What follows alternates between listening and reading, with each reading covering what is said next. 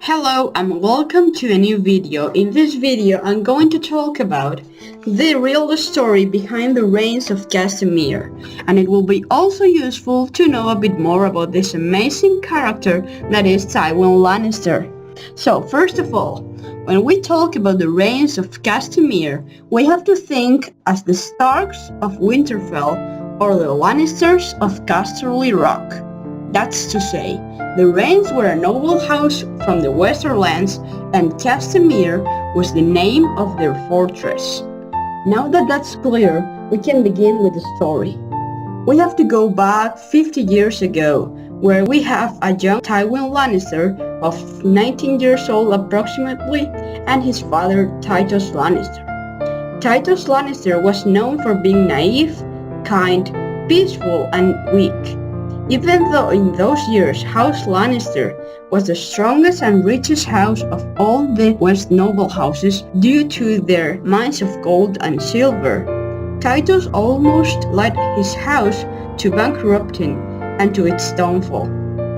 All this is the result of Tytos' poor control over the other houses and his incapacity to command them.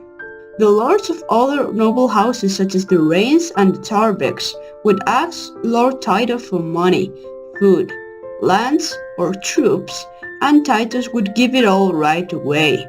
He lends a large amount of money to these houses without asking them for its return. So the noble houses, knowing Tytos' weaknesses, played with him and won't return the money he had lent them. When his son Tywin returned from the war, knowing what his house was turning into, he sought a way to fix it immediately. He commanded the Tarbecks and the Reins to pay all their debts to his family and to return everything they have stolen from them. The two houses refused to those terms, and Tywin then proceeded to more extreme methods. He grabbed his army and confronted the Tarbecks in open field, defeating them and erasing the House Tarbeck forever. The Reins, aware of what had happened to their neighbors, hid themselves beneath the mines of their fortress Castamere. Tywin arrived there and knew that those mines were impenetrable, so he came up with a far more better and efficient solution. He covered the gate of the mine with rocks, and then he asked his soldiers to drive the river into the gate. Water started to pour into the mine, and all the Reins drowned to death. In two extreme moves, Tywin has got rid of two houses that rebelled against him, and he has shown the rest of the noble houses of the West what would happen if they ever rebelled.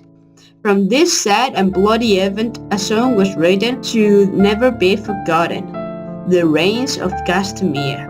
The title itself plays with the pronunciation of Reins and Rains.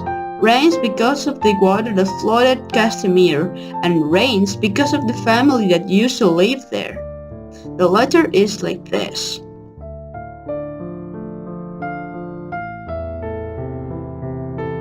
The song basically is telling you that once House Rein rebelled against House Lannister.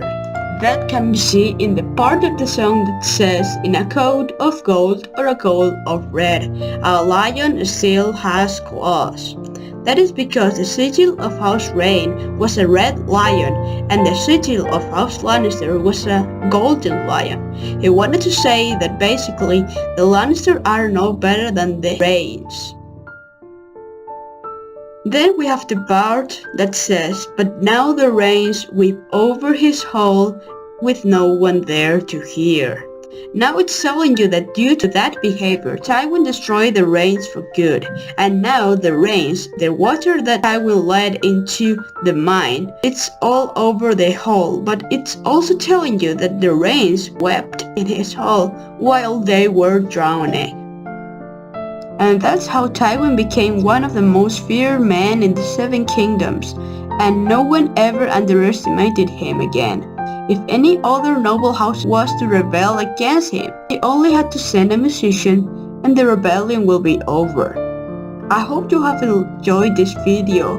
I only did it because I think that a lot of people see Game of Thrones, but they have never understood why when the Red Wedding was taking part, they play the Reins of Castamere and they don't know the story behind it. And it's very interesting and very, I think, great to know what happened there and why Tywin is so feared through the kingdom.